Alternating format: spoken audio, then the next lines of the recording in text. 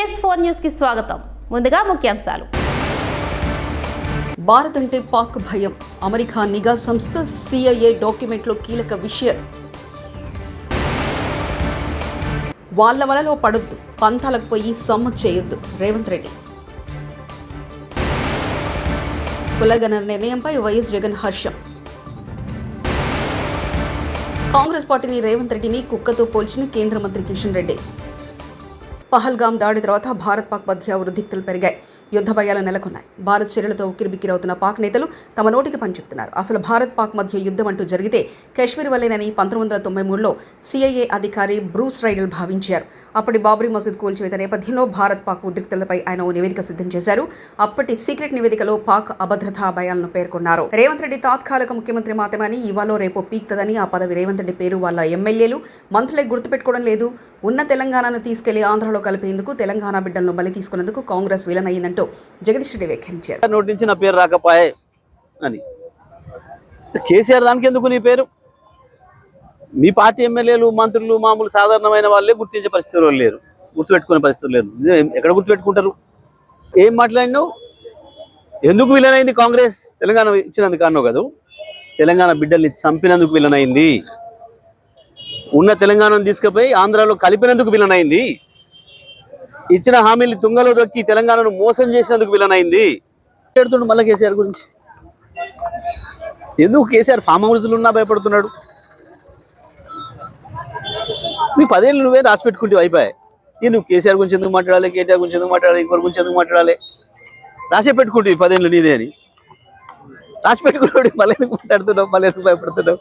గట్లనే అర్థమవుతుంది. 10 ఏళ్ళు కాదు, ఇవాళ రేపు ఉంటుందో పీక్తుందో ఆ పదవి. సిద్దిపేట జిల్లా ఎర్రబెల్లిలో మాజీ ముఖ్యమంత్రి కేసీఆర్ సందడి చేశారు. భారాస కార్యకర్త మాజీ ఎంపీటీసీ పేదోళ్ల భాగ్యమ్మ వెంకటయ్య కుమారుడు వివాహ వేడుకకు కేసీఆర్ దంపతులు హాజరయ్యారు. నూతన వధువులను ఆశీర్వదించారు.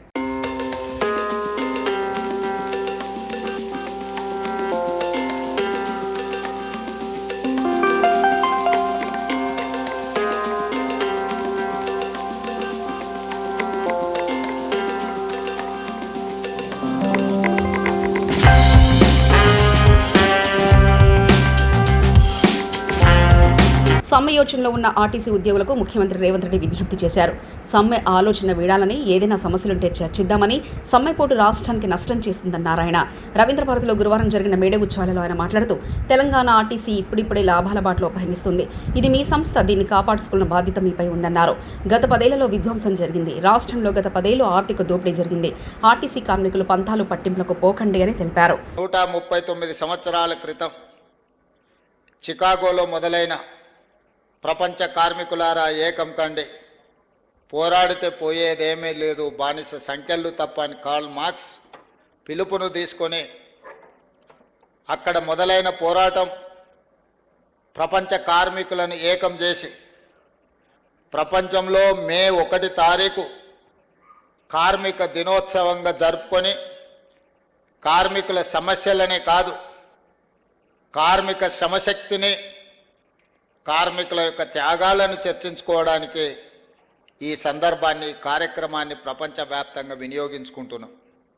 ఈరోజు తెలంగాణ రాష్ట్ర ప్రభుత్వం ఈ కార్యక్రమాన్ని అధికారికంగా నిర్వహించడమే కాకుండా ఈరోజు ప్రధానంగా తెలంగాణ ఉద్యమంలో భాగస్వాములైన సింగరేణి కార్మికులు, ఆర్టీసీ కార్మికులు, విద్యుత్ కార్మికులు, అసంఘటిత కార్మికులు, నూతనంగా గిగ్ వర్కర్స్ కూడా ఈరోజు ఈ కార్యక్రమంలో పాల్గొని తెలంగాణ రాష్ట్ర సాధనలో వచ్చే జనగణనలో కులగణన చేస్తూ కేంద్ర కేబినెట్ తీసుకున్న నిర్ణయం తర్వాత ప్రతిపక్ష పార్టీలు రాజకీయ నాటకాలకు తెరలేపుతున్నారని కేంద్ర మంత్రి కిషన్ రెడ్డి విమర్శించారు. గతంలో కాంగ్రెస్ పార్టీ ఆధ్వర్యంలో బీసీ రిజర్వేషన్లకు సంబంధించిన కుట్రలు కుతంత్రాలు చేశారని, ముస్లింలందరినీ బీసీలో చేర్చారన్నారు కిషన్ రెడ్డి. తాము రాహుల్ గాంధీకో కాంగ్రెస్కో భయపడి కులగణన నిర్ణయం తీసుకోలేదన్నారు. జనగణనపై కేంద్ర మంత్రి కిషన్ రెడ్డి ఏమన్నారంటే, జనగణనలో భాగంగా కులగణన చేపట్టాలన్న కేంద్ర కేబినెట్ నిర్ణయం పట్ల ప్రధానమంత్రి నరేంద్ర మోదీ గారికి హృదయపూర్వక ధన్యవాదాలు తెలియజేస్తున్నారని తెలిపారు. ఈ ప్రభుత్వాలు మా గురించి పట్టించుకోవడం లేదనేటువంటి భావన లేకుండా ఉండాలనే దృక్పథంతో అన్ని వర్గాలకు కూడా న్యాయం చేయడం కోసం ప్రయత్నం చేస్తున్నటువంటి ప్రభుత్వము 19 81 నుంచి 1931 వరకు కూడా కులగణన జరిగింది. కానీ స్వాతంత్రం వచ్చిన తర్వాత 1951లో జనాభా సేకరణ మొదటిసారి జరిగింది. కానీ ఆ రోజు నుంచి ఈ రోజు వరకు కూడా కుల గణన జరగకుండా కాంగ్రెస్ పార్టీ నిర్ణయం తీసుకొని మరి ఈ రోజు వరకు కూడా అమలు చేయనటువంటి పరిస్థితి ఏర్పడింది. మొదటి నుంచి కూడా కాంగ్రెస్ పార్టీ కుల గణనకు వ్యతిరేకంగా ఉన్నది.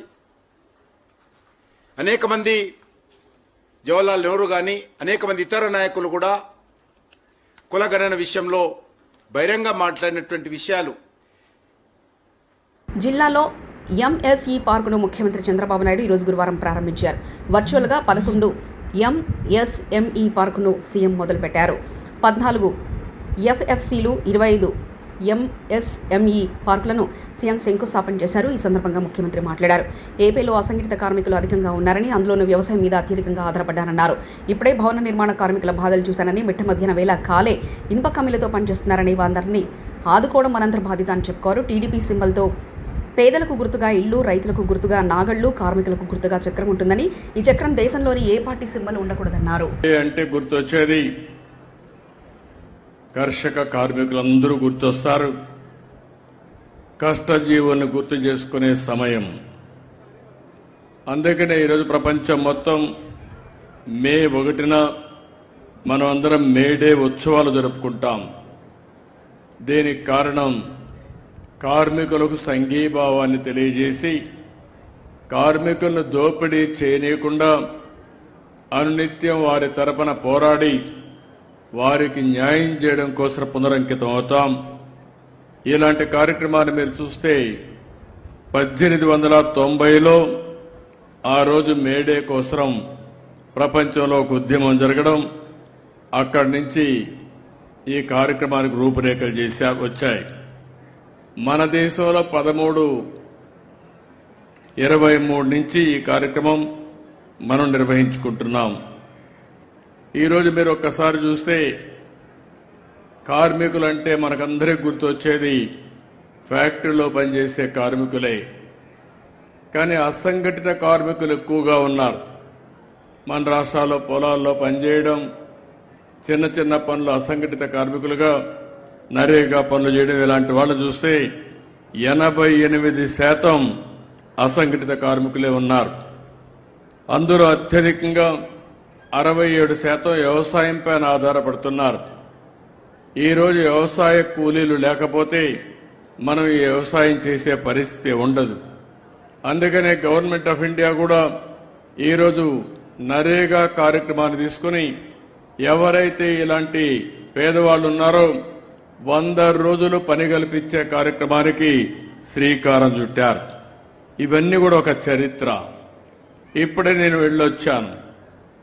ఒక భవన నిర్మాణ కార్మికులు మంచి కళ్యాణ మండపం కడతా ఉంటే, కమ్యూనిటీ హాల్ కడతా ఉంటే పోయి చూసి వచ్చాను. వాళ్ళ కష్టాలు అధ్యయనం చేశాను. మంచి మధ్యాహ్నం కూడా ఎండలు విపరీతంగా ఉన్నాయి. ఇక్కడ కూర్చుంటేనే చెమట్లు పడుతున్నాయి.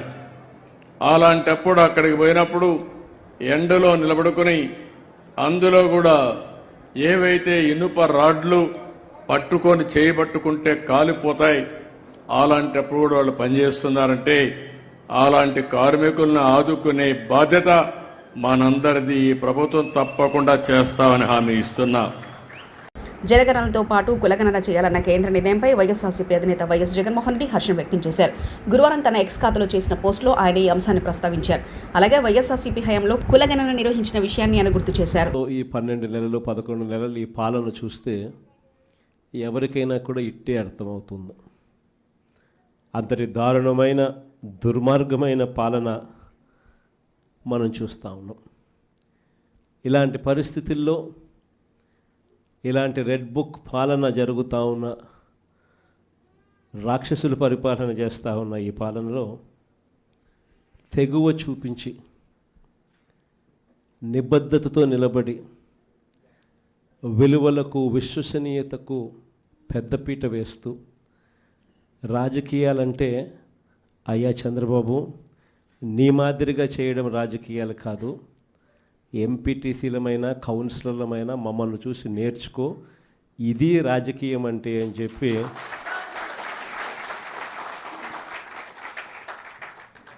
విలువలు విశ్వసనీయతకు ఇది అద్దం పట్టే రాజకీయము అని చెప్పి చంద్రబాబు నాయుడు గారికి కూడా చూపించే గొప్ప తెగువతో అందరూ కూడా గొప్ప తెగువ చూపించారు. మీ అందరి తెగువకు, విలువల పట్ల, విశ్వసనీయత పట్ల మీరు చూపించిన నిబద్ధతకు మీ అందరికీ కూడా సింహాచలం పుణ్యక్షేత్రంలో గోడ కూలి 7 మృత్యువాత పడిన సంగతి తెలిసిందే. అయితే వారం రోజుల వ్యవధిలో గోడ కట్టడం కారణంగానే ఈ దారుణం చోటు చేసుకుంది. దీనిపై గోడ కట్టిన కాంట్రాక్టర్ లక్ష్మణరావు సంచలన విషయాలు వెల్లడించారు. ఈ దుర్ఘటనపై ఏర్పాటు చేసిన కమిటీ విచారణ చేపట్టగా కాంట్రాక్టర్ లక్ష్మణరావు సంచలన నిజాలు బయటకు చెప్పారు. లేదా ల్యాబ్ ఏదో ల్యాబ్ని వాళ్ళు హైర్ చేసుకుని ఈ టెస్ట్లన్నీ వాళ్ళు చేయించాలి. ల్యాబ్ హైర్ చేసుకున్నారు. ఇప్పుడు ఈ వర్క్ జరిగినప్పుడు టెస్టింగ్ చేశారా? మొత్తం 5 days అయింది కదా సార్. దీన్ని మనం చంద్రవచ్చింది అడవులు చేసాం. దీని ఒకదానికి టైం లేదు సార్. 6 days లోనే ఇది జరిగింది సార్. యాక్చువల్లీ దీని మీద వచ్చిన ట్రస్సులు ఇవి లోడ్ పెట్టేశారు. ఈ విండ్కి ఇటు ఎక్కింది సార్. అటువంటి వాటర్ ప్రెజరు ఇటు నుండి విండ్ ప్రెజర్కి వచ్చింది సార్. దానికి చూడండి సార్, అదే వాళ్ళు ఇంకా దానికైతే 0.6 కట్టాం సార్. ఇది కొద్దిగా ఇంకా ఇది 0.75 కట్టారు సార్. కాదు సార్, అంటే మామూలు జరిగింది చెప్తాను సార్. టైం లేదు సార్. దగ్గర నేను కట్టమని ఆపేసాను సార్. ఇది సార్ ఒక పిలుస్తాడు. ఇది డ్రాయింగ్ ఆర్సీస్ వస్తే కట్టమని చెప్పి మీ మీద ఒత్తిడి ఎవరు చేశారు? ఒత్తిడి కదా, చందన వచ్చింది చేయండి నేను చేశారు కదా. డిపార్ట్మెంట్ ఇంకా వీళ్ళు అనేది తెలియదు ఉంటుంది సార్.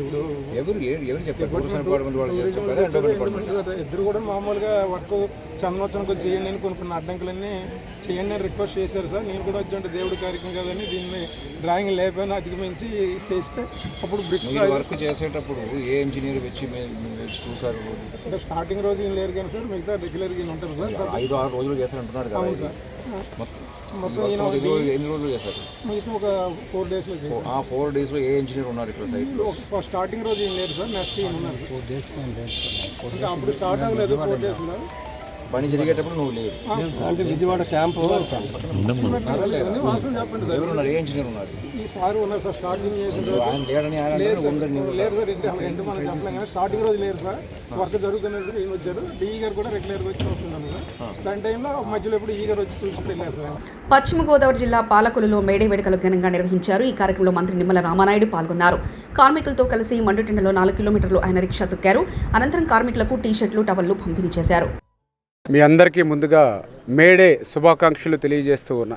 8 గంటల పని దినాల కోసం ఆ రోజు కార్మికుల అవిశ్రాంత పోరాట ఫలితం మేడే అన్నటువంటి సంగతి.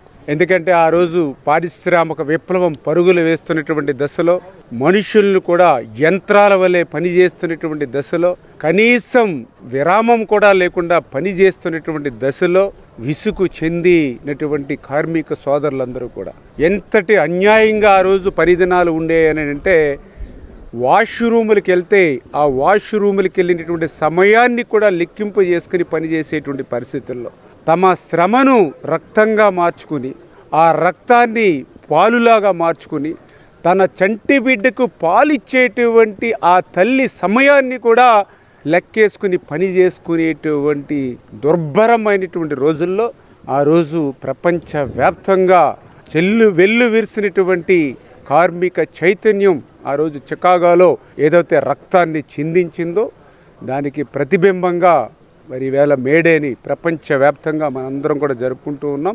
అటువంటి మేడే సందర్భంగా ఈరోజు పాలకొల్లులో, ఈరోజనే కాదు గత 15 సంవత్సరాలుగా కూడా ఆ కార్మికులతోటి, ఆ కర్షకులతోటి కలిసి నడిచేటువంటి వ్యక్తిగా ఈ పాలకొల్లు నియోజకవర్గానికి ఎవరైనా పెద్ద కూలీ ఉన్నారని అంటే అది నేనే అనేటువంటి విధంగా ఈ యొక్క నియోజకవర్గ ప్రజలకు పనిచేసేటువంటి వ్యక్తిగా మరి ఆ రోజు నుంచి ఈ రోజు వరకు కూడా కలిసిమెలిసి పనిచేస్తూ గౌరవ ముఖ్యమంత్రి నారా చంద్రబాబు నాయుడు గారు సారథ్యంలో ఆ కార్మికులకి, కర్షకులకి ఈ ప్రభుత్వం ఎప్పుడు అండగా.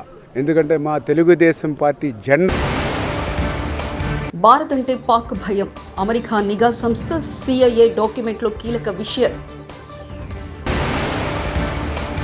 వాళ్ళ వలలో పడొద్దు, పంతాలకు పోయి సమ్మ చేయొద్దు రేవంత్ రెడ్డి.